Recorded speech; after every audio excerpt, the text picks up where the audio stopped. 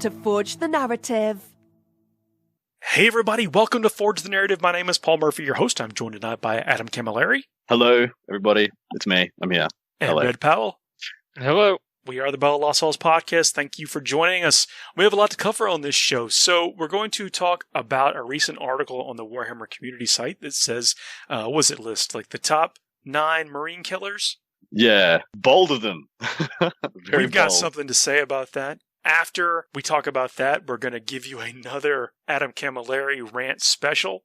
Sisters was the request this week, so strap yourself in for some battle nuns. We're doing it, and I've been on like a rabbit hole of nerd documentaries, and I want to talk a little bit about one. And we've got an incredibly special announcement to make that we're going to be helping out with the Nova Open Charitable Foundation, and they have raffles going on. You've heard us talk about it on the show before. I'm going to make a plea for you to get some raffle tickets if there's some models that jump out to you and it's something that you can do, and to come watch us on the live stream September 12th. Yeah, really excited to be a part of that. It's an amazing initiative that they do year in, year out, and unfortunately due to the state of the world, it's something that's been put on the back burner just due to just sheer necessity, but I'm excited to be a part of it. Yeah, well, we'll talk about that after the break and how you can participate if it's something you're interested in doing and are able to do. But we're really excited to be a part of it, and thanks to them for letting us pitch in how we can. We're going to have a cool mixture of live stuff, pre-recorded stuff, bonuses. I mean, it's going to be awesome. It sounds like it's going to be a really well-rounded fiesta for your eyes and ears. Unfortunately, you can't walk up and shake a hand or anything, but this is the best we can do under the circumstances. Yeah, I'm looking forward to it. I mean, this is we're going to create a virtual lounge. It's going to be awesome. So we'll get back to that, but let's talk about this. So on the Warhammer community site, I think it was a couple days ago at this point, the top 9 Space Marine killers. Now I'm going to put a small caveat on this. I know articles like this are like intended to start discussions like we're about to have, where we get to debate the minutia of things. Thought-provoking. They're supposed to be thought-provoking, yeah. And whether or not we agree with some of these choices. And let's just jump right into it. So they've got, I don't know if these are listed in a particular order or if they're just listed, in just... Let's hope not, because I think they got the first one, the best one first, in my opinion, of the ones they've listed at least. It is listed as number 1, and so maybe we should... No, we have to go in reverse order, in top down. But we're also... Look, we don't agree with all these choices, so I don't think it matters what order we read them in. No, we don't. So we got the Exocrine as number 1. Have you guys ever played against... have you recently played against an Exocrine? I have not. Whether I'm Space Marines or not, I definitely give them some pretty significant concern in a lot of cases. I've not played with them against them in 9th edition, but I did play with them against them quite a few times in the tail end of 8th edition after they got their big Psychic Awakening buff, because they were literally the model from the Tyranid Psychic Awakening. They went from mediocre to bonkers. Yeah, they were an outlier. And maybe you sprinkled one in a specific meta if you had trouble with a specific matchup, but now you're just like, it's a freaking staple unit now, and you're never going to not want to take it. And man, it's terrifying. You're absolutely right, Red. Like, it doesn't matter what you're playing against. Exocrine is like, you need to respect that model. That's right. Tyranids, I think that if we all embraced power level, Tyranids would have been like a juggernaut of armies. Because, I mean, like all of their stuff is, their upgrades, they don't affect the power level really for them, or one more power level or whatever. And so that maybe that was under consideration when this book was written, because it's really old, I think. The Tyranid Codex. Yeah, the Tyranid Codex. Yeah, it was in the first. I think it was in the first 9 months of 8th edition. It was one of the first. It wasn't one of the the first 5, but I think it was shortly after there. And the Exocrine, like you mentioned, has just got a huge power bump with the stratagems or whatever, and the fact that it is damage 2 and shoot into combat, fire twice. I mean, the thing is obnoxiously powerful. It's on top of that, it's really defensive as well. You can put catalyst on it. It's got toughness 8. You can make it have cover or maybe -1 to hit from a couple of different sources. It's got a lot going for it on every level. But so then we go to number 2, the Helldrake. They went from, hey, this article might know what it's talking about, to, oh man, I'm not quite sure you guys know what you're talking about. I mean, okay, so they're on the right track because it does have damage 2. Yeah, that's true. It does have damage 2. That is correct. And, in right now, we know the firstborn are getting 2 wounds, but right now the Primaris are 2 wounds, and there's a lot of them. You're going to see a ton of Primaris on the table. That's true. So I do Absolutely. think it's like, and we talked about the star cannons or whatever. Like, I think in this slot, I would much rather see a Wave Serpent with star cannons. Yeah. Sure. Warwalkers, really anything Dark with Reapers, Shining Spears. Yep. Yeah. Yeah. Sorry, Red. No, absolutely. I think you're right. Like, I mean, star cannons, Warwalkers with star cannons. I mean, Wraith Lords with star cannons, Dark Reapers, the Shining Spears. Maybe just because they got to get close enough to them. But I totally agree with Dark Reapers in that regard. That I mean, it's that multiple damage, right? That you want to be able to chew into them. If you wanted to put an Eldar unit in this spot, like there's definitely options. It's just that the Helldrake is great for an early assault unit that can disrupt. It can get up there very rapidly. It can launch itself into the lines. It can get there, but I'm just afraid against Space Marines, it can't cut through them. And once it gets there, it's really exposed itself. And so then what? I think you hit the nail on the head there when you said it's a disruption unit. Like, you think about you're a Chaos Space Marines army, and you're playing into just like your average bog standard Tau army or AdMech gun line, and you need to make them shift. You need to make them move from their bubble. Like, first turn, a Helldrake can close whatever gap there is on these smaller tables and get a significant charge off on something 30-inch problematic for you. 30. So in a vacuum of you're going first, they're within 30 inches. I mean, the Bellflamer and the Hades autocannon are both damaged 2 weapons. Yep. So it's just any way you go with this, you are getting a D2. I wish it had like a double shoot function. Like, if you moved 15 instead of 30, like a Lehman Russ or something, you could shoot it twice. Because then you'd have some kind of damage where you'd think, okay, this is okay. This is reasonable. But I feel like this should have been taken up by, say, a Defiler or what's the non-Mauler Fiend? The Forge it is. Yeah. The Forge Fiend. Because they're strength 8, -1 flat 2 damage, and they've got like 8 Hades autocannon shots, and they shred. And they're actually looking legitimate. Like, you back them up with a couple of different buffs. You can give them better, enhance the invulns, give them +1 hit from the Lord Discos and Prescience and things like that. They're looking a lot more respectable now. And I'd say they are hands down a better Marine killer than a Helldrake. Craft Worlds are like, I don't know, they're like shamefully absent from this list. That's true. That's very true. And as we know, like, over maybe not last edition, but in editions gone by, Eldar was the check on a lot of the Imperium factions. Well, Eldar was the benchmark for everybody's faction, really. They've always been Marine killers. I mean, like, they're exactly just, right. and maybe they aren't. Maybe I'm resting off of preconceived notions or whatever. But like Warwalkers with star cannons, I don't know, it makes me feel a lot better in this. The other one that's jumping out to me is Bloodletters. Bloodletters are flat 2 damage on 6s to wound. Yeah.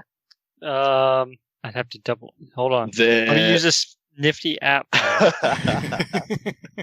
Still getting mileage out of that joke, boys. I can't stop. But man. no one heard the joke. That was in the episode we didn't get to release. Oh, the dark episode. They just get they get the lesser versions. Ricky had a go at me for 10 minutes for not having the app yet. It was great. Yes. And every other time we made a comment, Ricky would somehow refer it back to Adam not having the app. Because that app is quick. You can get the stuff. I got it right now to confirm. Yes, any attack with a wound roll of 6+ for this weapon have a damage characteristic of 2 instead of 1 for the Hellblades. Mm-hmm. You were absolutely right. They're power swords. Yeah, point they for are point, power the Bloodletters would have it in this spot. Then absolutely, yep. Yeah, I mean, to go on the Eldar kick, there's also, Dark Eldar, which I know they provide another example, but the Incubi, right? Oh yeah, they've got Marine killer weapons for sure. Yeah, what are they? They're +1 strength, -3 or -4 2 damage. Yeah. I don't know if I can get. I think they got some love in the Psychic Awakening, didn't they? But I still can't get. I can't get behind them for. I mean, they're slightly better than a Howling Banshee in my mind. I think they're considerably better than a Howling Banshee, but I still don't think they're all that amazing. They're like phantoms. You're not gonna see them on the table. I wish. They're some of the coolest models that G-Dub's ever done. They are. Yeah. Agreed. The new ones or the old ones, they're both gorgeous. True. Yeah, fair enough. But I like the Dark Elder one they got here, like a Ravager with all disintegrators. Fantastic. We're done bagging on the Helldrake. We're going to the next one. Yeah, I think so. Okay. That's the dead horse. Now, okay. This full disclosure, I have painted 2 Helldrakes, and so I feel like I should get an achievement medal or whatever. Yeah. Because that trim... it's called RSI because the trim took so much out of your wrist. Yeah. It really is. But so I want them to be really good. And they were. They were actually, they were incredibly good. Man, I would love to explain to you the look on my opponent's face when I had a Helldrake scoot in behind, like an Icarus last cannon or whatever was when everyone was taking the gun lines, and had the Helldrake go into hover mode or whatever it was called at the time and fire the quad gun across the table to kill something it couldn't get to. That was quickly changed to where you couldn't do that, by the way. But I really enjoyed it when you could. Sorry, couldn't resist. You're not sorry. I'm not at all. So wrap. So anyway, I want the Helldrake to be cool because I got two sweet green ones, green and gold ones, and that gold. Whew. I think the Helldrake is what spawned the idea that you could paint on trim with Sharpie markers. Wow, yeah, it was, wasn't it? That was the first time I ever heard of it. Or maybe it was. No, it would have been them for sure. Yeah, because the Mauler Fiends and the Helldrakes came out about the same time, and they are just bedazzled. I'm gonna bedazzled wrong. Baroque is all. and then people are like, there has to be a better way, and then that's when we got this whole, hey, have you tried using these Sharpie markers? And it works for some people. Yeah, it does. Well, it takes. I think it takes some people I've talked to. They said it takes a couple of coats, and they won't. The people I know who do it, sometimes they'll do it for edge highlighting, or maybe they're not using a Sharpie, maybe they're using a grey lead or whatever, or a pencil. But yeah, the pencil stuff, the pencil tech and the Sharpie tech is an interesting little chestnut that I don't think I've explored fully. Because I think about things like Tempestus Scions, and they've got that kind of Baroque trim that's really hard to get to, especially if you build the model first. If you do it in sub-assemblies, it gets a little bit easier. But they've got this, they're a small model with like small trim. Yeah. And yeah, maybe something of that nature would be just a godsend for some people. Well, with some of that, I mean, not to take us off in a hobby discussion, but some people subscribe to the, you spray the whole thing gold or silver or whatever, and then you paint in the flat parts. Yeah, and I think you just got to decide what's easier for you. And there's if I had to guess, I've tried both ways. To me, it seems easier and less frustrating to paint the raised parts than to, second, instead of painting the raised parts first, or painting the flat parts second. But that's me. But I've seen people do it both ways, and I think you just have to, however your brain works, do it that way, because the only way to do it is to get through it. It's true. So Ravagers.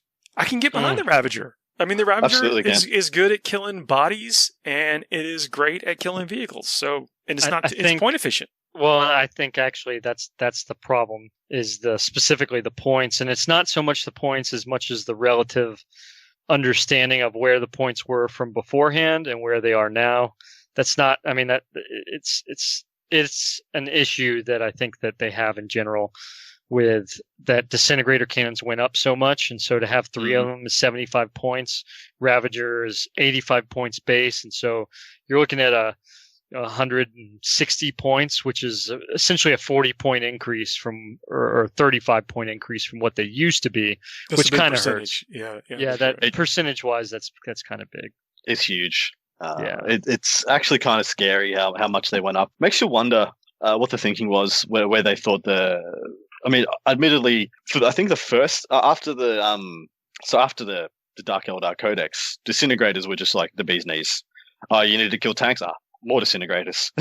You wanted to kill anything? The answer was still more disintegrators. They were just so good at everything because they had the best The Ravagers, they're utility piece. You can bring them in. You could deep strike them. You can. I mean, I'm not point increases. I know we're like allergic to them. Right. It's just something that, to a point. I mean, we've had Scar here before to talk, and it's something that all Dark Eldar players kind of have to swallow with the new edition for the time being. And so it's just something to accept. But it kind of hurt. But at the same time, don't get me wrong, the weapon is absolutely, I mean, Assault 3, Strength 5, AP -3, 2 damage, 36 inches with no, I mean, it was an assault weapon before. So it's definitely a great platform for killing Marines. Are Scourges maybe a potentially better platform for these instead of the Ravager? So they have other weapons to them. They have like the melta-guns or the shredders. They don't have disintegrator cannons necessarily, but that they could be. They could be. I think the Ravager still has play. I think that it's just maybe we see a rebalancing with some of the weapon points, maybe, as GW has alluded with the changes, because a heavy bolter is strength 5, AP -1, 2 damage, heavy 3. Is that really a worthwhile? Are they going to remain at 15 points while the disintegrator's at 25 points? I think that'll be an interesting point to see develop. Is there going to be some kind of rebalancing to weapon points when these new Imperial weapons hit the scene? Oh, that'd be interesting. Hope so. We'll see. Next one on the list is the Demon Prince with the Malefic Talons. Yep. This is a bang-on choice. Absolutely. I'm a huge fan of Demon Princes when they can be applied in the right way. I mean, and you take into effect, a Slaneshi Demon Prince, for example, who's got, a Slaneshi detachment nearby who allows him to advance and charge. And then let's say this is a Flawless Host Demon Prince who's generating more attacks. And those Malefic Talons, I mean, he's already putting out that many more attacks.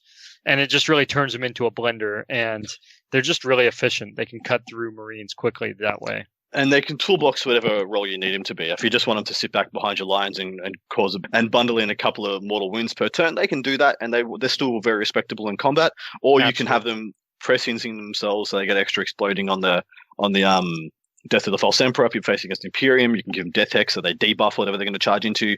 You can just they're a good toolbox unit. What do they get? It's got something like 8 attacks on the charge with Hateful Assault, Neg 2. And that's without the other buffs you're talking about. 2 damage apiece. That's right. You can give them relics, right? Still relic armors, 2+ armor save. Veterans of the freaking Long War, so they can go into toughness 8 respectively. Yep. Yeah, I think the Demon Prince is. I mean, you get a psychic power depending on which alignment you choose. Are you not taking Demon Princes if you play Chaos? No, you can. I mean, are you ever not really doing it? I mean, I know that there are, I guess, Thousand Suns, but even then, you're probably. I think there's something of an argument maybe between Demon Princes and Disco Lords. They're both kind of pricey in certain regards, but at the same time, they're both really effective, and it's just more of which direction you're going in certain regards. The Disco Lord can't hide, right? It's wounded over that, whereas the Demon Prince can still hide with the character rule. And so it's just kind of where and how, like Adam was saying, that kind of what tool do you really want? And the Demon Princes have a lot of flexibility. Disco Lords have flexibility, but at the same time, they're also a little more exposed. And so you're kind of bouncing back and forth in certain regards to that. The Demon Princes, they're very intimidating if you ask me, because they can kind of creep around, and they can slingshot somebody up with Warp Time, Mortarion, for instance, or whatever, Magnus, and you're like, that, is a bad dude. And then when he gets into combat, like, he's a support character and he's got a bazillion attacks. Right. Yep. And then, I mean, you throw in some of these other mixes, right? Like, I mean, I've always, of course, played Khorne. But when I had my Bloodthirsters and all, I mean, there was, if I brought a Herald or something like that. And so in Slaanesh, they've got that Selesky, the combination of a Demon Prince and a Herald. And so he's giving a +1 strength buff, which is putting Demon Princes right at that strength 8 profile. And then you use veterans, like you were saying, Adam, and they're suddenly, strength 8 counting as higher than that, and so they're doubling out things, and I mean, it puts them in a really sweet spot. You bring in an Exalted Champion, allowing them to reroll wounds and whatnot. There's just a lot of good ways to stack a really catastrophic buffs for Chaos units, and Demon Princes are definitely within that sweet spot of being able to apply the right kind of pressure where you need to. I think you have to take wings on him, though. I don't think you ever want this guy walking. No. Yeah, I don't think I can't remember a time I've seen one without them. I know they're out there, but I just haven't seen one in a long time. Yeah, me either. There's just no reason to. Yeah. Mobility is hard to pass up on. Well, I mean, especially when you're putting them where you want. I mean, you are going to be warp timing somebody at some point, and so right. Getting up, I mean, you want them to be in a position where they can always be effective, and they can compete in every single phase as long as they have wings. Right, exactly. Number 5, we're burning through this list. I thought I would find a little bit more umbrage. We'll get there. We'll get to the umbrage. But I can't say anything bad about Meganobs with kill saws. Yeah, I'm a fan. I like them. I think they're cool. I think they're a fun model with fun rules.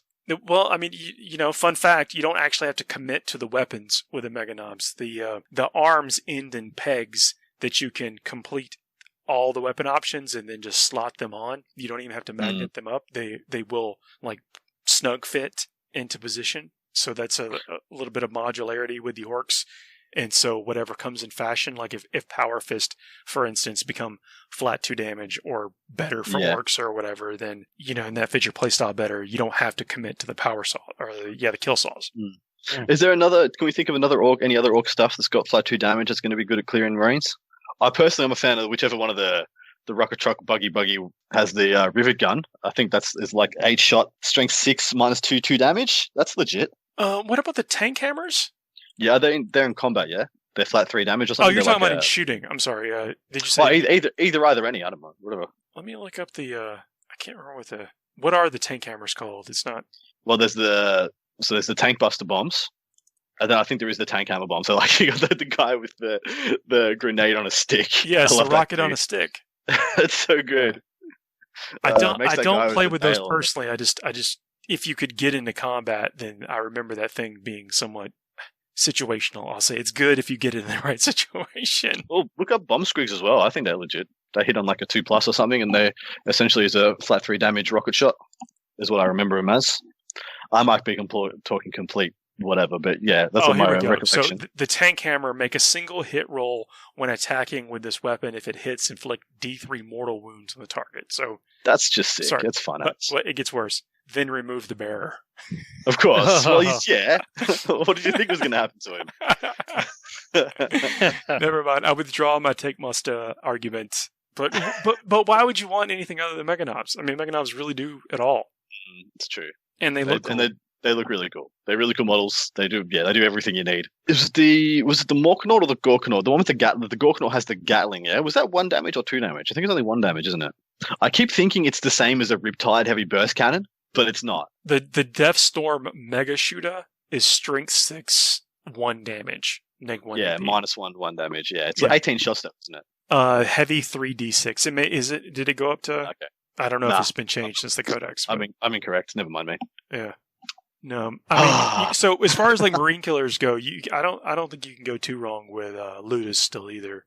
That's true. Yeah, Ludus. Yeah, that's a good orc option for sure in that regard. Yeah, but I don't know. But I think that we were discussing a little bit in the pre-show about how some of these choices maybe could have been made in a vacuum. Right. Yeah, just looking at them as it is, yeah. Yeah, who goes first? What's the terrain looking like? All those things matter. And I think it's easier for the Ludus to be out of position or removed before they become a threat than it is for a Meganob to be removed. That's true. Become a threat. That's true. But on the inverse, if you have both of these units in reserve, one of them comes down and adds value straight away. One of them comes down and has to make a 9-inch charge to add value. 8-inch charge? 8-inch charge. Evil sons. Yeah, look, I'm just. No, that's good. It's a good point. But even if they just just said Meganobs look cool, they're going in the list. I agree with I agree with that because they do look every cool. point. And no matter how they got here, it is a justified spot. I think that the Meganobs again, they do it all. They can support a character. They can come in. If they're off table, they influence what your opponent does. I believe they also get flamers. And so if flamers go up across the board range-wise, then these guys get even worse. I mean, worse, like bad in the good way. They get even better. Am I crazy there? No, you're not crazy. There's a lot of layers of efficacy you can pump into Meganobs to make them work. I had a mate who, against everybody's better judgment, made Meganobs go really well, and he won events with them, went undefeated at events with them, running like just sometimes 30 Meganobs, which is insanity. That was back when you could still blow them up, though. Like, he was blowing up to like just a table-dominating blob of Meganobs. Irremovable object or immovable object. Man, it's still cool. I wish you could still do that, but I'm happy you can't. Like, it's this weird weighing thing up with me. Like, I was really happy to see stuff like, 30 Meganobs just in this big wah blob coming at me. 4 inches a turn, so I don't really care that much. But it was just cool. Yeah, it was just cool though. But then when they had the looters, we went up to like 25 unit looters in a blob, the double shot, and all that other stuff. You're like, yeah, that's good. It's a good change. Bit obnoxious. But still, whatever. Meganobs, they're starting to look like they do look cool, and in the context of the orcs, they look really cool. But they are starting to look a little short compared to. They're a little bit squat now. In saying that, I think Meganobs being Death Skulls, getting OBSEC on Meganobs is sick. Like just as like a three-man Meganob unit sitting on an objective that's in a non-threatening position. No amount of mortars or wyverns or Thunderfire cannons is going to ship them easily, I think it's great. That is actually a great point. We were in another chat with some buddies talking about how indirect fire is always going to be good. And let's say the Thunderfire cannon becomes 500 points or something. Then people will just shift to whatever the next cheapest thing is. Yeah, yeah. It'll be the Rapier batteries, it'll be the Scorpiuses, it'll be the regular Whirlwinds, things like that. But essentially putting three OBSEC Meganobs, Death Skulls Meganobs on an objective out of line of sight is the same as putting 3 Custode Guard on that thing. It's to all intents and purposes, unless you're shooting at them as something that takes them to the Custode Guard to the 4+ invuln. You have to be shooting them essentially with a Basilisk to make any difference between shooting at those two models. Except I keep thinking Meganobs are toughness 5. They're not. They're toughness 4. And the Custode Guard is toughness 5. Yeah. Well, you could probably get twice as many in the Custode Guard. Yeah. Or not, maybe not twice. Sorry, other way. Yeah. Look at the points, but recently anyway. But so, not that you'd ever want to regulate Meganobs to being backfield objectives, but if you came in and mauled somebody's unit that overextended, then you're basically scoring free points for a couple of turns, and you're right, you're basically immune to everything that's not a Basilisk, and even then a Basilisk may not do it. Well, I wouldn't. If I had 2 Bassies, maybe. There's no point shooting it and rolling. You roll your 2 dice, see how many shots you got. You got a 2 and a 3. 3 shots, hitting on 4s. I ain't even killing one of these guys. Yeah. Will a Whirlwind Scorpus, I guess, because it's got the... In Devastator's auction? Absolutely. Double shooting, winning them on 3s. But that's never happening. That's never going to happen because the Meganobs are not going to be on turn 1. They're not going to be on the table turn 1. Well, yeah, they could be. Or they might be in a truck or something like that. And then if you make them waste the first salvo of the Scorpius, then you're sitting pretty. Yeah. Great points. What was the next one on this? This one. Hand pass to red. Here's your moment, Betty. So it's more about what they're going to have, right? And this is something for all Necron players to look forward to going into this codex coming out here shortly, is that their weapons are stepping up. Their staves are going to be, we go into 2 damage and everything, and they're really going to be, it's taking them to the next, between them and Lichguard, right? And I think that's kind of where this is going. I do think that there's applicability in that regard. It's just at this time they're still, I mean, to be fair, we talked about disruption units, and Necrons have Wraiths as disruption units, very similar to the Helldrake in that regard. But they also have, I mean, with the ability to get things around, whether it's through the Deceiver or through Veil of Time Relic to pick things up and deep strike them nearby. There's ways to get these units there where they need to do it. I would argue that an on the table unit as it stands right now, and we kind of they phased out of the meta a little bit, but the destroyers, the old destroyers, now the new destroyers definitely got some stuff going for them, but the old destroyers, just regular destroyers, I mean, that was 24 inches, 3 shots, strength 6, AP -3, D3 damage. You were definitely wasting Space Marines pretty rapidly with those weapons for sure. And they're just efficient with those weapons. I mean, it was very efficient. I liked it a lot. They did a great job. And what's the sweet name of their 1 CP stratagem? Extermination protocols to reroll all hits and wounds, because they naturally only reroll 1 or hit rolls of 1, yeah? Hit rolls of 1, and then you bring a Destroyer Lord, and they were rerolling 1s to wound. But then you use extermination protocols, and that 1 squad was rerolling all hits and wounds, which was pretty baller. Legitimately, mostly kill a knight.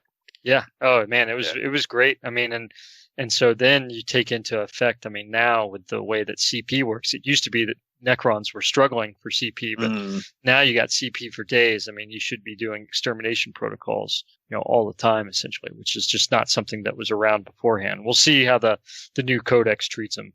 We'll see what comes. And so, you think about the relevance of that unit still.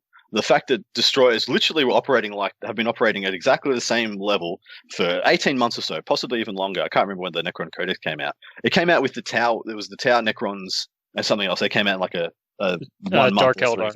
Yeah. They all dropped within a couple of weeks of each other. Yeah, it's funny that they're still operating at this level that's quite respectable. And you can only imagine that if they just got like one more bonus of efficiency, like let's say just a +1 to strength aura from a Canoptic Reanimator or something in a special different, whatever they're called, Forge World or whatever. All of a sudden, that's it. That's the thingy. That's the So thingy. close. All of a sudden, insane. Like insane again. Back to, even though they're still respectable, they would go straight through the ceiling. Yep, and that's really, I mean, and they've got stuff. I tell you what, I mean, we've seen from the boxes and whatnot and what they've showcased. I mean, Doom Sights, right? So Doom Sights have these like death ray cannon deals on them, death rays, that they're going to be, so they're 3 shots, whereas they used to be D3 shots. They're going to 3 shots. And then their damage, we're talking strength 10, AP -4, straight 3 plus D3 damage, right? You were talking about Tau last time and that new relic ion cannon that the Riptides can take. Well, imagine that and then put it on a monolith and give them 4 of them. Yep. Yeah, that's legit. Yep, that's going to be scary. I have a question for you. Yes. Why do these guys have tails? Which ones? The Triarch. You talking about their spines? Yeah. They got elongated. I think because they like to plug in, that it's batteries not included. Oh, there you go. So you remember Avatar where they like plug their hair strain things into it? Well, this is the inverse. They plug their butts into stuff. Okay. Yeah. I mean, I would have taken any answer. Spines. Yeah, it's their spines. No, that's their butt. It's their butt antennas. I can't reconcile that. No. That's too. I've ruined it for you now. Let's take a break on that one, and then we'll come back, talk about the charity foundation, and then continue on this list, and then have a hobby segment where I nerded out on some documentary stuff. See you in a minute. FTN is brought to you by Discount Games Inc. Please visit them at www.discountgamesinc.com. And don't forget to ask Jay about ways to save even more on your hobby projects. Hey everybody, we are back. Still got Red and Adam here. Hello. Hey. So folks, I want to talk about the Nova Open Charitable Foundation. We've had, folks like Dave Taylor on the show in the past to talk about this stuff. They normally have like their big end of drive, kind of crescendo event at the Nova Open tournament. But, due to the COVID situation and everything, all events are basically, the large events are basically canceled. And so they can't do that. And so this year, they've chosen to go with a virtual crescendo. And we're going to be a part of helping put that together and host a live streaming event to kind of do a big push for some of the last hours of their drive for selling raffle tickets.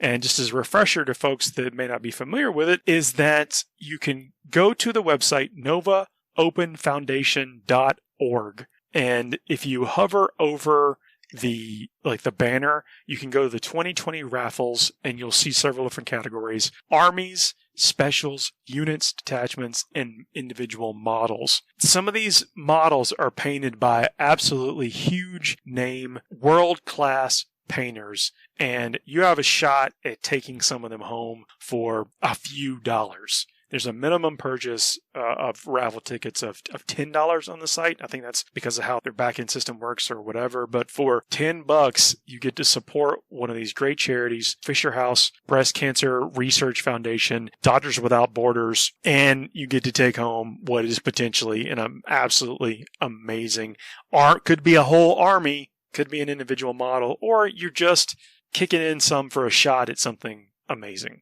Speaking candidly here, if you do manage to win one of these armies, it will legitimately be the cheapest and most high quality plastic crack you'll own in your life, unless you're in yourself a world-class painter. There is So if you go to the individual models, there are Primarchs, Knights, amazing things that you can get 2 tickets for $10, in some of these. Some of them are a little bit more expensive, like $8, $10 or whatever.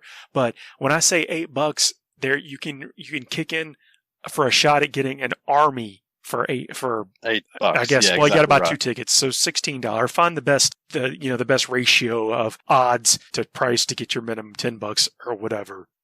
It's worthwhile. I mean, I know people that have won things from this. I know folks that have won Titans and models, and look, go and support the artists that you like. Like, look at the list of artists, and we're actually going to have a couple of them on the show, and then of course the live stream when we do it. But look at the artists for this year and find somebody that you follow on YouTube, their tutorials or whatever, and kick in something to support them being a part of this foundation. The whole foundation, I think they're about halfway to the goal that they want to meet for this year, and support the charities, support the artists, support what they're trying to do here for charity, and maybe just roll the dice on not having to paint a Death Guard army for yourself. Maybe you spend $16 and get a Death Guard army, which are going to be brutally strong after this Marine army one wound thing goes in effect. Yeah, I agree. I just think it's a fantastic cause, and it's tailored for us. It's tailored for us nerds. Like, what could be better? Like,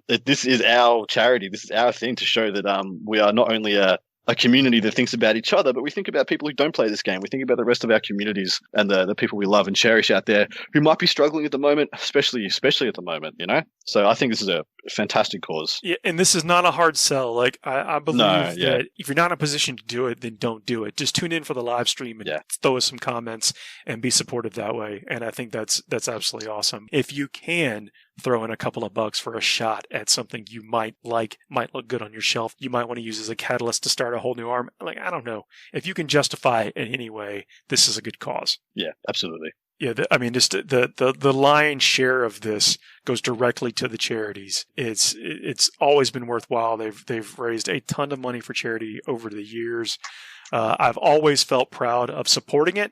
This year we're supporting it and going to be doing a little bit of lifting on it. But really proud to do it. We're just going to be doing what we do, mate. We're just going to be chin-wagging about the things we love doing, while also contributing to something bigger than ourselves. Yeah. So if you want to maybe support this show, do it by kicking in a couple of tickets on this. I feel confident saying that. But again, only if you can. I know that times are rough out there for so many people. So again, this is not really a hard sell. I just really want to talk about it and try to translate the fact that I believe in what they're doing. Well said, mate. Yeah, thanks. All right, well, let's jump back into our list. We're going down the top 9 Space Marine killers as presented to us in a thought-provoking article on the Warhammer community site. Well, if you caught the first segment, I'm not sure how you ended up here at this part if you didn't catch the first part, but, or maybe you just, I'm not going to tell you how to listen. But if you caught the first part, we're kind of being critical of some of the choices. But number 7 here, they have listed anyone and anything holding a heavy bolter. Yup. And now, why did they say that? What are they alluding to here, gents? So, right now, heavy bolters, still just kind of heavy bolter-ish, what you have in your mind. Strength 5, AP -1, 1 damage, right? Yeah, 3 shots, heavy profile. We've got it on the horizon whenever that is coming, that heavy bolters across the board will go to 2 damage.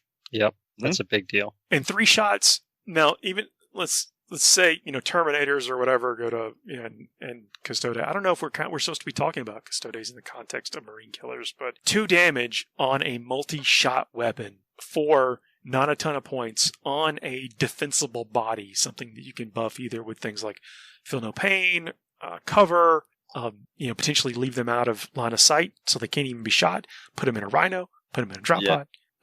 Land Raider, don't take a Land Raider. But Land Raider Prometheus, if you're lucky enough to have one of those. So, but having an affordable option, but we're not talking about just Marines. I think they're referring to heavy weapon squads, which they're in a weird spot. I don't know if I can endorse heavy weapon squads. I cannot endorse heavy weapon squads unless they're mortars. I will. Yeah. I can't endorse heavy weapon squads. But you guys don't have to endorse it, but I'm still going to do it. Doing it anyway because with my Tanith project, now I wanted to do missile launchers, which is true to the lore as well. But they've also got heavy bolter teams. I mean, it was Trigon Bragg is one of the renowned characters of the story, and he had a heavy weapon and. It's kind of hard not to imagine some of these guys in that team with that setup. And so I'm going to run some heavy weapons teams, and they're going to have heavy bolters. Well, you know how I felt good about now. Harker, and he's basically like a one-man heavy weapons team. Yeah, he sure is. I don't know if Everybody's Payback. I down. hope Payback. Payback is already. It is. I know it's not a heavy weapon though, but it is. Yeah, it's assault, I believe. I just don't know. I mean, I know it's not a heavy bolter. It's a specific named, but Yep. Payback. Please. 36 inches, assault 3, strength 5, AP -2, 1 damage. a right 1 now. damage. Please sprinkle on that 2 damage for it. I'll take That'd that. be sick. Well, there's a lot of a guard do have a lot of access to heavy bolters. Even like you can take double heavy bolter chimeras, you can put triple heavy bolters on your Lehman Russes. Every single artillery piece can have a heavy bolter in the hull. On top of that, like you said, every infantry squad can take a heavy bolter. Every veteran squad can take a heavy bolter. Like you can really spam those through there. They can get the what is it? Not the tarantulas, although that's one of them. We just talked about it in the last segment. The rapier batteries. The rapier quad- batters, yeah. Yeah, the quad heavy bolter. But don't tell people about that because they won't. Nah, you don't tell them because Marines can take those and Marines can make them very good. Yeah. If they go to 2 damage, like Marines can make them legitimately good. Like because you take them as Imperial Fists and they get Norse cover as well. And yeesh. Ugh. Womp womp. Well, +1 to wound at 2 damage with like what would it be? Their quad, so 12 shots. With strength 5 -2 in Dev Doctrine, ignoring cover, +1 to wound. You just kill vehicles with the thing. You're just like, cool. Yeah. There's the your land Valkyries right there. can get heavy bolters. You don't take a Valkyrie either, but I wish. Every seems like every week someone hits me up and just like, Adam, Valkyries, please tell me there's something there. they're cool I models. wish. I mean, they Freaking look really cool on the sick. tabletop. They're sick. staple guard models. They're cool in every respect, except I can't seem to envision a way of making them good. Like you can still take them. I mean, they you have a can lot still of. take 'em. They're outclassed in every way, and then the rules don't seem to really incentivize you to take them. So maybe that's going to be a model for attention in the future. But they can get heavy bolters. Yeah, it's true. They tried really hard to make them good. Like they gave them a huge amount of stratagem support in Psychic Awakening in the Militarum Tempestus side of things. Through I think it was about 3 different stratagems to give them, one of them to give them like a pseudo Thunderfire cannon effect, like if you kill a model. The problem is though, I mean, I think we even joked about this on here, was like the chances of killing a Space Marine with a Valkyrie are not so good. Maybe if they go to strength, the 2 damage, they will become very respectable. But as of right now, it's just like, nah. Sorry, mate. Yeah, Missed the boat. I think the best way for a guard to handle the heavy bolter situation is on Lehman Russes. Yeah, I think so. But Chimeras too. I mean, that's a great. I mean, Chimeras. I like them on Chimeras. Double heavy flame or double heavy bolter Chimeras seem decent, especially if they get the 2 damage. Well, I think they'll get across the board, right? I mean, they've hinted at it. I don't know if it's been explicitly stated that everybody's going to get it, but are things like the Dominion Squad? Is that the? Oh yeah, good call. Yep. So yeah, Dominions for Sisters, which is something I was planning to talk about later in my little rant. I don't want to spoil certainly it, get but a like lot. Dominions are Dominions in an immolator. Just is I that think like they are. The heat-seeking marine killing missile? Well, on top of that, like we talked about the multi-melter changes and things like that. Both of those versions on Dominions are pretty saucy. Yeah, I know. I think the heavy bolters. Yes, anything and anyone holding a heavy bolter is going to be great. But see if everything goes up in wounds. Oh, sorry, did we say Dominions? We meant Retributors. Yes. Retributors are the heavy Dominions. weapons, Are Dominions heavy weapons. the Grey Knights? Dominions are the special weapon like ladies. They can take all. Okay. They can take a bunch of melter guns, a bunch of plasma guns. A bunch of flamers and storm bolters, things like that. It's the Retributors can take all the heavy weapons. There you go. I've now screwed up the name twice, but I'm glad everyone knew what I meant. Yeah, and the Retributors ignore the penalty for moving and shooting already, so they essentially they can disembark from a vehicle and act like they are the vehicle still. And Bark they out some sweet Imperial lead. Yeah, well, that's the thing. Yeah, so jumping to that. I'll wait. I'll hold back, Adam. More, Hold back. We're gonna get to the end of this list and then go into. This is a good choice with the heavy bolters. Absolutely. The next one is the G Stealer Cult Aberrants. I also like this choice. I like this choice as well. I mean, I just like the fact that they've put some effort into having these in here. I mean, admittedly, they could have just had a picture of a rock saw.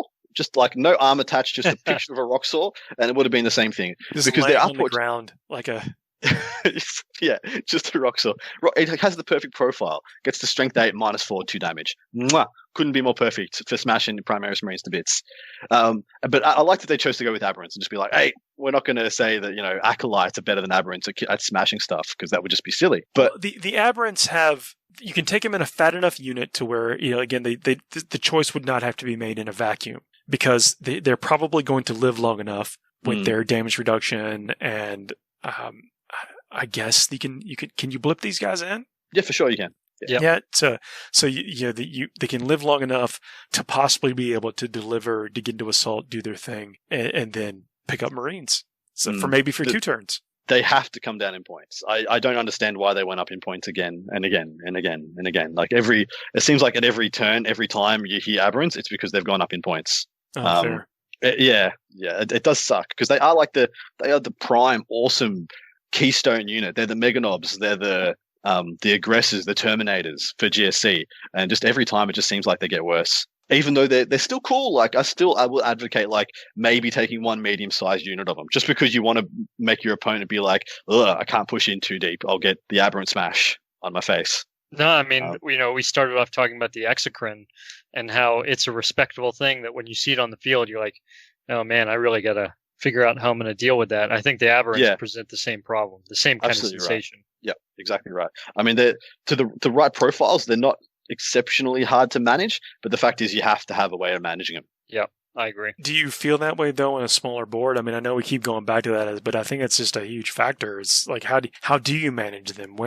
How does the Gene Stealer Cult player not get them in the right spot? Yeah, and that's the thing. Like they realistically they will get them in a good spot. They'll get them in a threatening spot. But if you're playing appropriately, especially against GSC, unfortunately, who don't have the shooting to clear screens, if you're making put an Aberrant unit into anything that's not like of the same ilk as Aberrants, like you make them charge a Pulsar or something silly like that. You're like, oh cool, I'll just get out and my bolters are just going to kill your Aberrants. Yeah. Enough bolters will just kill the Aberrants. Well, you'll get them weakened to where even if there are just 1 or 2 chugging around, they're probably not going to do what the player expected them to do at that point. Yeah, they no longer represent that alpha terrifying unit. Do things like, I guess the fact that these Aberrants, they get damage reduction, right? It's like they -1 to wound. Sorry, no, -1 damage, like a -1 damage. So everyone who's taking their hail of heavy bolters, like the rest of your Gene Stealer Cult army doesn't care about the damage 2 stuff because they're only 1 wound apiece anyway. Yeah, and Aberrants don't care either because they're -1 damage. With heavy bolters that they can also take, and that's been actually that has been the bulk of the chats that I've been in about Gene Stealer Cults, is like the players are taking some guard, and I know that may be different than what folks were winning with before, but they're taking guard. So is them getting better heavy bolters and them being either don't care about everyone else taking heavy bolters, is that enough to kind of bubble them up a little bit? Yeah, look, you might be onto something there, seeing as they're pretty well placed. From a unit point of view, maybe not in a list construction points-wise point of view, just their profile and the things you can do with them, they're still very well placed as a powerful, can kill anything, can solve any problem in melee unit. I know we talked about how hand flamers are not getting it done, but like, we did last year. Brother, Lehman Russes and Aberrants, maybe, and the cool maybe match made in heaven. Like you have this imposing wall of toughness 8, and instead of taking Bulgrin, which admittedly like are more survivable and hardy than the Aberrants, they don't actually kill as well, anywhere near as well. And of course, you don't need the meat shield in front of the Lehman Russes because they can shoot in combat, especially if you give them things like heavy flamers if you wanted to. But having the Aberrants held as like a pocket countercharge, that could be sick because they can literally, with the right buffs, kill anything in the game. Oh, they're cool looking models too, which is a plus. Oh, they're sick. They're so sick. Dig it. All right, well, here we go. Here's where the gloves come off. Number 9, they've listed Blade Guard veterans. And, the reason I think that they're on this list, and I guess it even says this in their description here, is they've got the damage to power swords, and they've got an invulnerable save. Yeah. And on top of that, they got is it a 1+ armor save, or is it a 2+ armor save? 2+ armor save. Yeah, 2+. The shield now, goes to 4+ invulnerable save, and then a +1 to their armor save. So 2+ armor save, 4+ invulnerable. It is survivable. They're a 3-man unit, but they've got that relic blade, which is super choppy. And they got that 3rd wound, which means they're resilient against the 2 damage themselves. Yeah, I do think listing Marines to kill Marines is not what people want to see.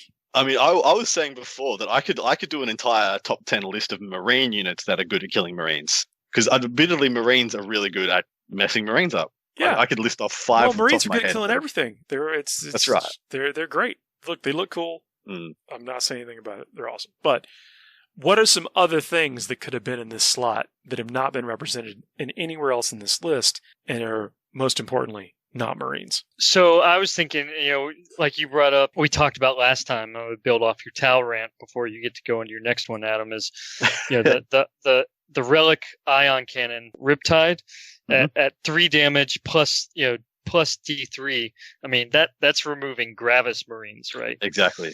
And then when you go to the heavy burst cannon, that one's still not bad. I think that Marines have some management, some mitigation that they can work towards that, but it's still not bad. I mean, it's still enough.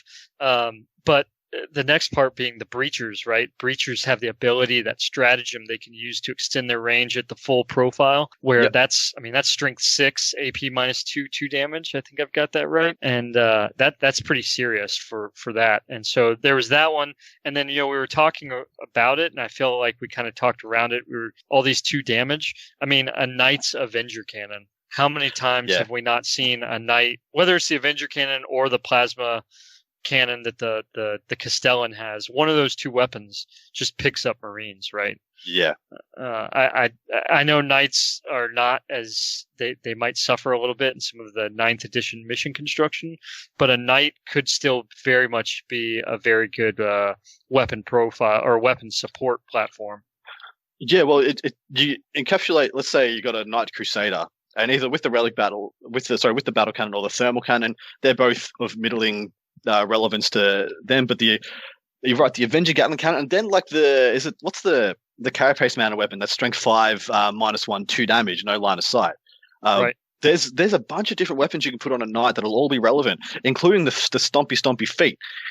Wounding them on 2s, taking them to a 5+, and then D3 damage. Really, really, really good. Like everything on a Knight is good at killing Marines, with the exception of like heavy stubbers and such, of course. Sure. Yeah, so that's kind of where I was thinking, but I know you've got a good one too, which is going to build into next part. Yeah, well, so my one's Repentia. So Repentia sit in this lovely little spot where they've got their special eviscerator, yeah. And you go to the app, guys. I know you guys had it for me a second ago, but they've got a special named what's it called? The super chainsword. Penitent Eviscerator. I like mine better. Super chainsword's cool. That's fair. Eviscerator. But yeah, that's ×2 strength. Is it -3 or -4 and flat 2 damage? -3, 2 damage. -3. I seem to remember the regular Eviscerator being -4, but it is -1 to hit. Now, what's saucy about them is that they have Zealot, so they got rerolls to hit on the charge and in combat as well. So the -1 to hit doesn't really make any difference. And so Repentia, I believe, could have easily taken the spot of the Blade Guard, because they are a melee unit. That is not a Space Marine, so it wouldn't be, as Paul said, a little bit of a cop-out. They've got the strength that matters, they've got the rend that matters, they've got the damage that matters, they have the amount of attacks that matter, and they've actually got a very little and unbeheld amount of durability for essentially what is like a mostly naked model. They've got you can have a fatter unit. You're not limited to 3. I believe they have better movement, or at least not worse movement. They move 6 inches. You can give them a bunch of pluses to charge and advance and things like that. Yep. They have a lot of attacks. Oh, you mentioned the durability. So that's I think that was one of the main things that you may be kind of thinking, oh no, they're not an equivalent choice. But so they have the Shield of Faith. Mm-hmm. Yep. So inherit come with the 6+ invuln. They have essentially a 5+ feel no pain already as standard. Now, as we know with sisters, there's a lot of janky ways to make these seemingly not so durable units quite durable, and with the right amount of buffs, and it is quite a considerable amount of buffs, you can get guys to a 4+ invulnerable save. And so that's exactly the same invulnerable save as the Blade Guard veterans. On top of that, they actually have a feel no pain as well. Admittedly, they are 1 wound. Sorry, they're 2 wounds. They're 2 wounds, like tripping. They're toughness 3. Yeah, sister, the Repentia are only 1 wound. What am I thinking about with the 2 wounds? Never mind. I mean, it might be the little character they get. Repentia Superior, whatever it is. So a 2-man squad's only 1 more wound, but you get a bigger footprint. You got more attacks. Yeah, you're not trading off much, I don't think. The Superior, the Repentia Superior, she's 4 wounds. There you go. Maybe that's what I'm thinking of. But yeah, and look, they're pretty inexpensive, aren't they? Anybody? 15 points per model. And how much is a Blade Guard? Probably around somewhere in the high 20s. It's more than that. I'm going to have a punt. I'm going to say 27. That's what you're going with? I'm going with 27. Paul, what's your punt? Ooh, 33 points apiece. Ooh, All right. and Well, you're I'm gonna- looking at it, so I'm going to tell you that you're wrong, Adam. It's 35 points per model. Damn. Yes! Good So you try. get 2 Repentia for every Blade Guard vet. Yep. Good job, Paul. You win this round. I See, I gotta was score my thinking points where I can. they were more broke than they are. Like they are pretty powerful. You want to know who the real winner was, Adam? The children? No. The app. The app was the real winner. We're getting so much freaking mileage out of I this. know. I'm sorry. No, it's a homage to Ricky. It is. He deserves it. Last King of Gondor. You're talking about Yes. improving that. We're talking about durability on the tabletop, and you can buff up their invulnerable state. That's where we're eventually going with it. Yeah. Yes. And well, Celestine's one of the ones that buffs their vulnerable save, and like you kind of want to take Celestine. She's Yeah, really, aren't you? I mean, I don't know if she's making it into every list, but I think you kind of want to take her anyway. but you're never going to feel like that. She doesn't make it into every list, but if she is in your list, you're never going to feel bad. You're never going to be like, oh, those are wasted points. Yeah, No, yeah, you're it doesn't right. happen. You know, Yeah. it's like this is a sick model. It's going to do some awesome stuff for me, and even if it's not like the perfect thing for this situation, you're never going to be sad. That's right. Yeah. No, especially with she looks good. She plays well. I mean, she's got a lot going on for her. She makes the army in general just that much better. It's pretty stellar. And to take these Repentia and bring them, so she adds one, and then it was a warlord trait that added the other. And there might be other means. Yeah, I'm I don't sure think those are the only ways. I think there's at That's least right. one more way to get the +1. And this is my unfamiliarity with the sisters, so I apologize in advance. But I think there's a couple of different ways. That's why it has all this language in here. XXX to a maximum of 4+. Right. And I Right. think there's another way, but Warlord trait and then Celestine and their models within 6, and so you can create this kind of assault bubble rolling up the tabletop with some pretty impressive attacks, like with the Penitent Eviscerator. Is that what it's called? Yep, Super that's what it's Chainsword. called. Yep. Super. super chainsaw. Yeah, Love it. that puts out a really good minus. You don't care about the neg to hit, and you're chewing up Space Marines for half the Yep. cost of the Blade Guard. You're chewing up most of anything, really. Fair point. So I think there are other things in there. If you're looking for anti-marine, I think you might have to dig a little deep, but they're listed in some interesting places. Yeah, and I think we've done a good job of encapsulating all the non-marine killing stuff. We're giving a little bit of love to everything, really, which I like. Yeah, and look, we did kind of come about this as like how ridiculous this list is, but again, it's thought provoking and it's interesting. It's been a nice rundown. So glad they put the article up for us to do this with. Well, realistically, the only one that was in there that we thought shouldn't be in there was the Helldrake. Yeah. Like the other ones, they're all respectable. You get the idea behind them. And admittedly, like there is like 1,000 other things I could have put in instead of the Blade Guard. But hey, they might have just had a nice picture that day and be like, I like this Blade Guard guy. He looks handsome. Chucking him in. Well, and then the Marines still, there's a lot of variety in it. Like, are those Space Wolf Blade Guard? Because Yeah. I've seen some They really are. cool conversions, kit bashes and stuff of those. Mm. Yeah. And they are the Emperor's executioners. They go around killing other Space Marines. That's it. So, okay. I know we've done a lot of kind of a preamble to this, but I've locked and loaded the gun is loaded. I'm ready to fire on the sisters. let's fade to the back here and hear what you got about the sisters. All right, sisters. Really in a weird spot at the moment where they've got this amazing toolbox codex, but it is admittedly less powerful and takes more work to get the most out of it relative to things like Space Marines, which is a well-rounded codex. So you don't have to work all that much to get a lot out of it. You really have to know your stuff and you really have to be on the ball to make sisters go. But they have an amazing array of really unique, really flavorful stuff. First one I'll touch on briefly because I will honestly say there is so much. I could talk about this single model for half a freaking hour about the things it can do and bring to the table for you and the unique ways it functions and operates in your army as well as it debuffs your opponent. The Triumph of St. Catherine. I'm never going to own one. The thing will turn into sand in my fingers the second I pick it up. I'm clumsy. I used to break ogre models, for God's sake. The Triumph of St. Catherine.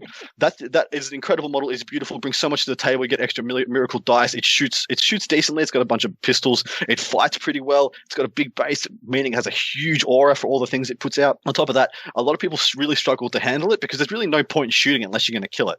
And it's got like 18 wounds with a 4+ invul, and it's actually really, really rough. People look at it and be like, oh yeah, just some bolters will take it down. They are wrong. So wrong. On top of that, it functions as being under the wound threshold, so you can hide it behind stuff, which brings me to this second little bit of tech that they've got that is really unique. And they've got this bastion. they've got the Battle Sanctum. It's 50 freaking points for a terrain piece that's essentially a 3-story ruin. It's huge. It's obscure, and you can hide whatever they want behind it. It's only 50 points. Admittedly, it is big, so it's difficult to put onto the table at the moment, seeing you have to be 3 inches away from everything. But let's say you were facing a Tau gun line, yeah, and they made you take the crappier deployment side. And you're like, well, bad luck, buddy. I got my 50-point Sanctum, and I just blocked your best line of sight. And then you get this really good point to pivot out of, to stage all your infantry behind and work your way through into those midboard objectives. I think it's incredibly powerful that they get just the chance to just take essentially the best sized and heighted ruin for 50 points. You can just guarantee you're going to take it. It's going to be on the board when you need it. And even if, let's say you can't deploy it, it's 50 points. It's not going to break your brain if you don't get to use it 1 game out of 6 at a GT, because the terrain is too good already that you don't get to use it. It's not going to break your heart. On top of that, it gives you a miracle dice as well. And it's breachable, heavy cover, light cover, scalable. It's all those good things, all the right keywords for you to get the most out of it. Next one, Retributor Squads. We talked about them before. The 3 weapons they can take, heavy bolters, multi-melters, flamers, are all getting buffed. They're getting 3 levels of buffs. No matter which one you take with those, it's going to be good. 12-inch heavy flamers on them, incredible, coming out to clear off objectives from a Rhino. Multi-melters getting 2 shots each. Take that and multiply the damage you can get out of that for the double shots with the miracle dice efficiency you can get from them, with things like the simulacrum. You can get the double miracle dice out of them, stuff like that. You can get so much juicy work done with that unit. We've already talked about the Repentia. Don't need to go there again. Exorcists, I still think they're quite respectable. I think for the same reason that Lehman Russes are, having a stable backline, forward line, whatever line you want of this toughness 8 wall in the front when you need it to stage your OBSEC behind, or in the backboard, sitting and hunking down at objectives, zoning off oppositions, and adding resiliency plus reliable firepower, really good idea. Seraphim and Xeraphim. I'm not quite sure how I feel about these, but for things like Scramblers, guaranteeing you will get points game in, game out, turn in, turn out, I think they're fantastic. They're a little overcosted, admittedly. I hope they do come down in the future, but I think they're really well pointed. They're poorly pointed, but in a really good spot for what they bring. Now we're going to go talk about Battle Sisters for a second. Battle freaking Sisters are one of, I think, the best troop choices in the game. For a moment, take away the incredible things you can do with stratagem support and all the different layers of buffs you can chuck on, say, Plague Marines and Intercessors and things like that. If you just take an order of sisters and then just take your sisters, your Battle Sisters, they're phenomenal. Just boil it down to that vacuum. Hey, they ignore Rend 2, or they have a great invuln save from a couple of other synergies. They hit better in combat, admittedly not that good, but the right kind of good that you need to smash through off objectives. If 10 guardsmen are on objective and 5 sisters come into the bloody rows, they're going to wreck them, especially if they get to shoot their bolters before they go in. They're going to absolutely ruin that, and they're going to take and hold objectives really well. On top of that, having an army that has this functioning OBSEC that is the middle zone of flexibility. You're towing the line between, do I have to kill these guys, or can I ignore them? And if you can walk that line fine enough with Battle Sisters that your opponent doesn't start eating into them until turn 3, you can just win a game just off the fact they didn't know whether they needed to kill them or not. And I think they just tow this awesome line. On top of that, the same 3 awesome weapons that I talked about being able to take by the Retributors, you can do the same thing with Battle Sisters. The multi-melters, so you can get some great mileage out of your miracle dice. On top of that, going to 2 shots with them, fan-freaking-tastic. On top of the other special weapons they can take, I think there is a hell lot to be excited about for Sisters. I think it's all ahead of them. All their special characters have play. All of them. Doesn't matter which one. They've all got to play. They've all got something that they can do. You can make a smash cannonist that will literally terrify Marines as well. If I could put a second one in instead of the Blade Guard, it would be the smash cannonist with the Relic Sword. She is absolutely terrifying. And I think that it's so underestimated as a character that can literally be such a problem solver for your army. So yeah, that'll wrap up my Sisters. Get excited about Sisters, guys. I think Sisters in the right hands are right up there with some of the best, but you do have to work for your meal. You were on fire with that comment about they have nothing but good times ahead of them. Not that they can't make some stuff out of what you're talking about now, but like they're going to get some improvements by the nature of these other weapons just getting better and some adjustments maybe along the way, other stuff. And you're right, every single one of the HQ and then the character elite shot slots, that kind of stuff, they're all, you could all they're all functional. They all do something. Yeah, there's For a the list list. where you can get value out of all of them. Yeah, and Like, I have to make a slight correction to something I said earlier.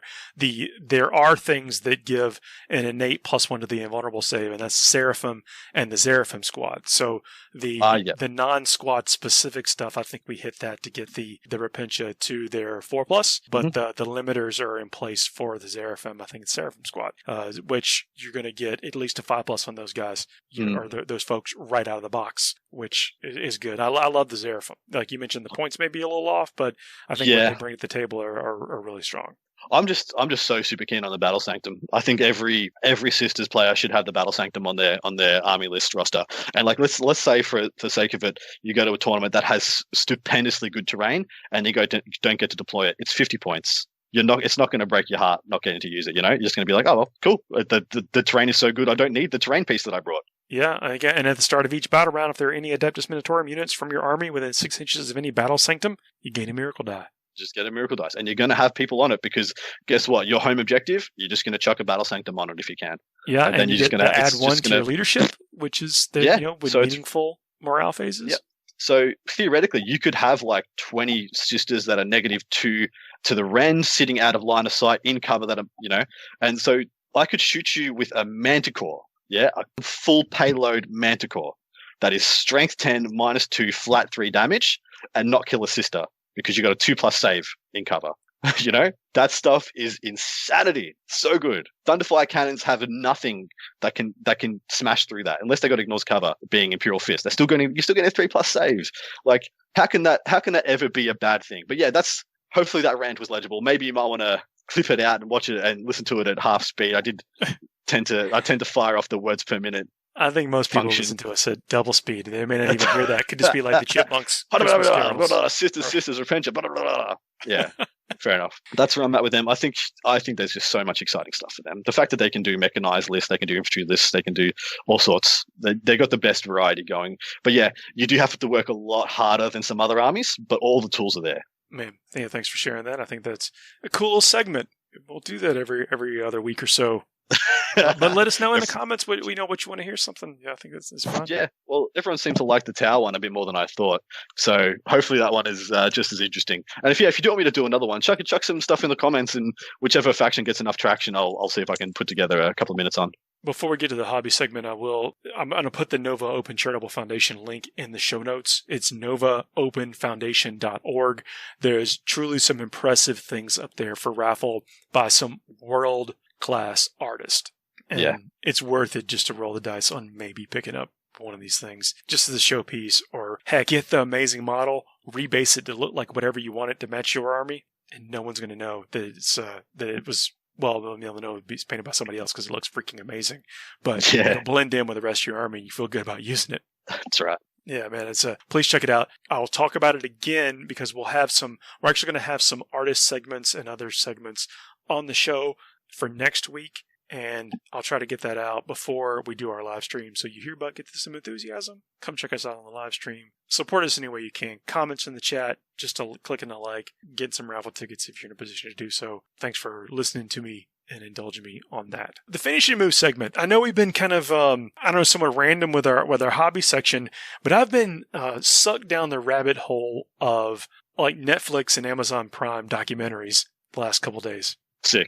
Yeah, so I've been taking a couple days off work, and, what better to use it? What did I watch first? I watched a documentary on Chris Claremont's run at writing X-Men comics. This was on Amazon Prime. I loved it. I'm a huge X-Men fan, and I actually learned a couple of things that I didn't know. And it was just fun watching him and the editors talk, and editors from Marvel's past, and whatever.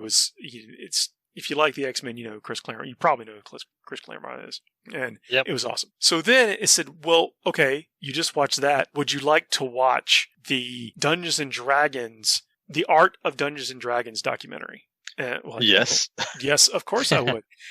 Being, a long time, multi-decade spanning gamer, looking at all those second edition, original, first edition type books. And then you see, they were talking to the artist about how it was and how they got their artist and what the environment was like and what TSR was like back then. And, you see pictures pop up on the screen and it like provokes this like visceral memory of where you were when you first saw that picture or when you battled it or whatever.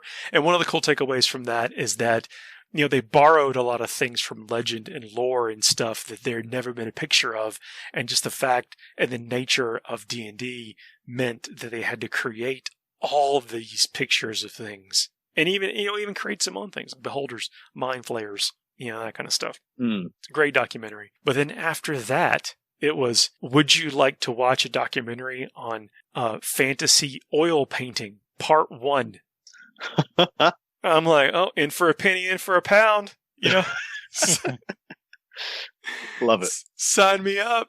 So I click on this and, it brings up that first, some information about, what you're about to click. The part 1 is 3 hours long. Jeez. And I thought it was going to be like similar to the documentaries that I've seen before, like almost like a montage, where they cut to different snippets of interviews and, edit in relevant topics of people talking about things and how it all kind of comes together and follows a somewhat linear path, even though, all these interviews are conducted individually, separately from each other. It's not. This is like one man.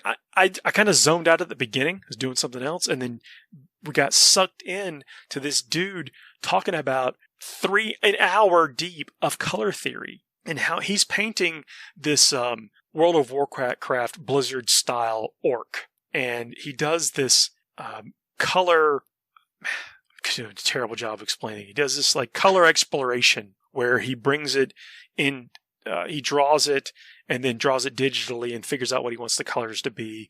And he went into this study about how to make something look vibrant.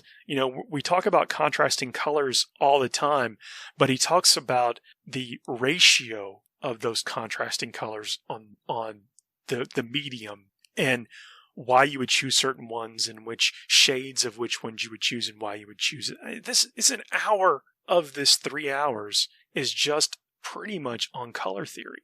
I mean, he is skipping no steps in talking about how he's going to eventually make this oil painting of this, production qualities, worldwide production quality piece of art. And I found it to be somewhat, I'm not all the way through, I'm 90% through part 1 of this, but I've been interested in the process. This guy goes through and skips, again, absolutely no steps about how he creates this. But what I'm liking about the fact that he's skipping no steps and showing you all the process is that he's explaining it in explicit detail about why he's doing this. And that's what you miss, I think, from some tutorials out there.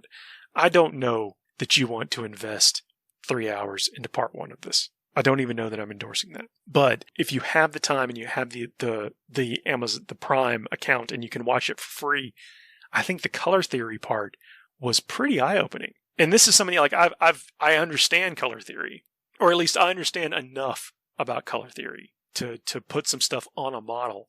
But he goes 2, 3, 4, 5 levels beyond what I've ever seen in a tutorial in our hobby that I would have sat through. And I think it's worth listening to just for under his concepts of the ratios of things to make things look the way you want them to look. What's it called again? Sorry. Oh, I'm going to butcher the name. It's fantasy oil painting. The Art of Fantasy Oil Painting, Volume 1 or Part 1. I will try to look for it and put that in the show notes as well. But the guy, he explains things. I mean, it seems to be, I don't know if it's filmed by somebody else or he's filming himself or whatever, but I mean, he goes through his entire creative process of how to bring this thing to life. And maybe that doesn't apply necessarily to miniature painting, but the colors and where the application of the colors definitely does. And if you're interested in painting in oils, I mean, I know oil painting has kind of it has peaks and valleys about the interest in our particular hobby, but how he works with them, he goes into how he sets up his palette, how he sets up his paint palette, his working palette, where he puts the paint, so economy of motion while he's doing this. I mean, again, he skips no steps. It's maybe even if you weren't aware, you're listening to a podcast and I'm a giant nerd. I don't want to break the fourth wall. Shook. I'm shook by this revelation. I don't want to take anybody out of the moment, but I found myself like, I don't know, weirdly fascinated by the process, and I'm going to finish it. I'm going to look for part 2. Nice. Yeah. So that's it. Like what an awesome rabbit hole. It was weird. I mean, again, learn some stuff about everything that I happen to watch, which is, I guess, why you watch these things. But especially some of the X-Men stuff, like that's existed for a ton of years. Yeah, 60 years, almost 60 years. And Claremont started his run 50 years ago or whatever. A fun few days, and the color theory thing. I know it's got me thinking, like, how do I apply that for my next model? How do I go? What ratios do I put the yellow on my Blood Angel? First time said it today, or at least on this show. Did we just go an hour and 20 minutes or so without a mention of Blood Angels? Yeah, we did. I know. Wow. I know, but see, when I'm putting my yellows on the next model, how much yellows do I put is going to be influenced by this thought, So yeah, I think it means I put more on, but it depends on what look I want to go for. Well, obviously, yeah, put more on. Yeah, I think that's it. So that's what I got this week, and I know I'm spacing on the name. It's got this way you would never ever click on it, I don't think, unless you had the same journey that I had. Yeah. But I will try to find the full name and put it in the show notes. I love that stuff. I love learning stuff when you didn't think you were. Yeah. And if you didn't know, we have show notes, and you should check out the cool new website. Outrageous. It's like we're a real show or something. It's like we've been doing this for a while. ForgeNarrative.net. Check it out. Like, share, and subscribe. Only if you like us, though. If you don't like us, no, that's not a prerequisite. You can still do all that. Well, gentlemen, thank you for joining me. Thank you for listening as well. No problems. Happy to be here. Thanks for having us. All right, thanks for all the support, guys. It's been fun. Yeah, next week's going to be a big week for us. So still going to put out a show. Shows coming out every week. And then we're going to be doing that stuff for the Charitable Foundation, and really looking forward to it. It's going to be fun. Like, if you tuned in to us for coverage of the LVO and Stat Center, we're not covering a tournament, but we're going to try to keep the enthusiasm running high. We're going to have some special guests. We're going to have some special things that happen exclusive during that broadcast. And we're going to have some pre-made videos from cool folks around our hobby that may not be able to join us at that exact moment. So it's going to be worth tuning in. Even if you can only tune in for a while, I think it's going to be fun. And of course, shows coming out as well next week. Damn straight. Guys, we'll see y'all real soon. See you then.